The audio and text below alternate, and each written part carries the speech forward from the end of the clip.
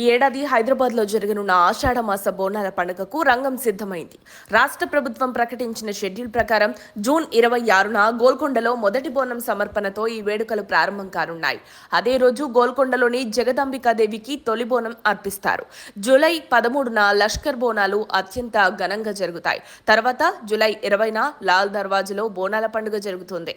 July 24న జరిగే బోనాల జాతరలో ఈ ఉత్సవాలు ముగుస్తాయి.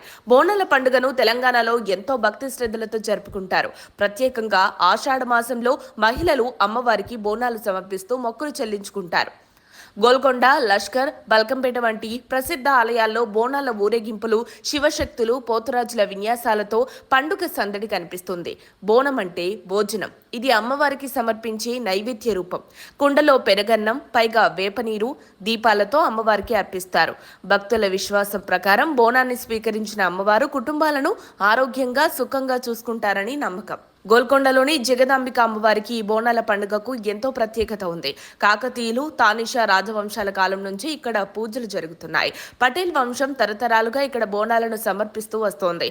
ఈ ప్రాంతంలో సమర్పించే బోనాన్ని నజర్ బోనం అని పిలుస్తారు. ఈ ఏడాది ప్రధాన తేదీల వివరాలు ఇలా ఉన్నాయి. జూన్ 26 గురువారం తొలి బోనం, జూన్ 29 ఆదివారం రెండో బోనం, జూలై 3 గురువారం మూడో బోనం, జూలై 6 ఆదివారం 4వ బోనం, జూలై 10 గురువారం 5వ బోనం, జూలై 13 ఆదివారం 6వ బోనం లష్కర్ బోనాలు, జూలై 17 గురువారం 7వ బోనం, జూలై 20 ఆదివారం 8వ బోనం లాల్ దర్వాజా ఉత్సవం, జూలై 24 గురువారం 9వ బోనం ఉత్సవ ముగింపు. ప్రభుత్వం తరపున అమ్మవారికి పట్టు వస్త్రాలు సమర్పించడం కూడా ఈ ఉత్సవాల్లో ఓ ప్రత్యేకత. తెలంగాణతో పాటు రాయలసీమ, కర్ణాటక ప్రాంతాల్లోనూ ఈ పండుగ ఉత్సాహంగా నిర్వహించబడుతుంది. బోనాల పండుగ విశిష్టతను మరింత బాగా అర్థం చేసుకునేందుకు ఈ సమాచారం మీ కుటుంబం, బంధుమిత్రులకు కూడా ఉపయోగపడుతుంది. మరిన్ని అప్డేట్స్ కోసం మా కాయ్ టీవీని సబ్స్క్రైబ్ చేసుకోండి.